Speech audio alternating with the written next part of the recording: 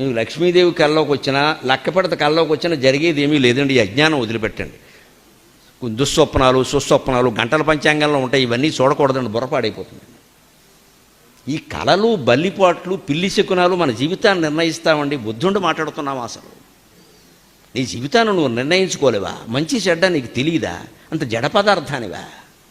నీకు వచ్చిన కళ, నీకు ఎదురైన మనిషి, పొద్దున్నే ఎవడో తుమ్మిన తుమ్ము, వాడెవడో దగ్గిన దగ్గు నీ జీవితాన్ని నిర్ణయిస్తాయా? అసలు వెన్నెముకుందా మనకి? ఎక్కడ శాస్త్రాల్లో లేవండి. తర్వాత పుట్టుకొచ్చేయండి ఇవన్నీ వ్యాపారాల కోసం. ఇప్పుడు వాటితో కోట్ల వ్యాపారం జరుగుతుంది. కోట్లే చేతిలో గీతలను బట్టి చెప్పేస్తాడు ప్రతివాడు జాతకం. మీరు చూసుకోండి అమ్మ, కోతి దొరికితే కోతిని చూడండి, కోతికి చేతిలో గీతలు ఉంటాయి, దానికి చెప్పమానండి. ప్రతి జంతువుకి చేతిలో గీతలు ఉంటాయండి, దీన్ని బట్టి జాతకాలు చెప్పేస్తారండి. ఎందుకు వస్తాయో తెలిసేవి ఇప్పుడు మీకు రుజువు చేయించండి. ఇలా ముడవండి ఒకసారి. ఎక్కడ మీ చెయ్యి ముడుచుకుందో అక్కడే గీతలు ఉంటాయి, గమనించుకోండి. ఇంకో చోట ఉండవు. ఎక్కడ బాగా ముడుచుకుందో అక్కడే ఉంటాయి గీతలు. ఇగో ఇక్కడ ముడుచుకుని చూడండి, ఇక్కడ ఉంది గీత. తల్లి కడుపులో శిశువు ఇలా ముడుచుకుని ఉంటాడండి, ఆ చర్మ నిర్మాణంలో గీతలు ఏర్పడ్డాయి. దాన్ని బట్టి జాతకాలు నిర్ణయిస్తానంటే దేవుడు కాపాడాలి ఈ ప్రపంచాన్ని. కానీ ఎంత మాయ జరుగుతుందో మీకు అందరికీ తెలుసు.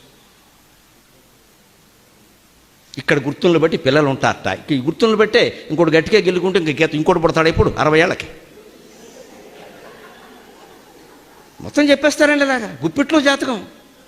బుర్ర లేదా? చెప్పేవాడు చెబుతాడమ్మా, వాడికి డబ్బులు కావాలి, మనం పిచ్చి వెధవలం కావాలి, మనకి బుర్ర లేదా? ఇవన్నీ నమ్మడమోనో ఇప్పుడు పైకి 60 పూర్వకాలం వాళ్ళు నమ్మితే లేదండి. నేను బాధతో ఎందుకు చెబుతున్నానంటే 25 ఏళ్ల పిల్లలు వీటిని నమ్ముతారండి. దేశం ఏమైపోవాలి?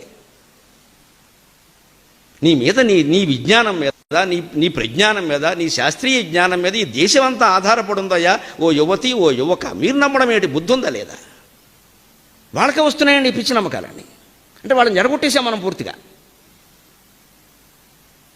వాడి నిర్ణయం వాడిని తీసుకోండి ఎవరు, వాడి మాట వాడిని మాట్లాడండి ఎవరు.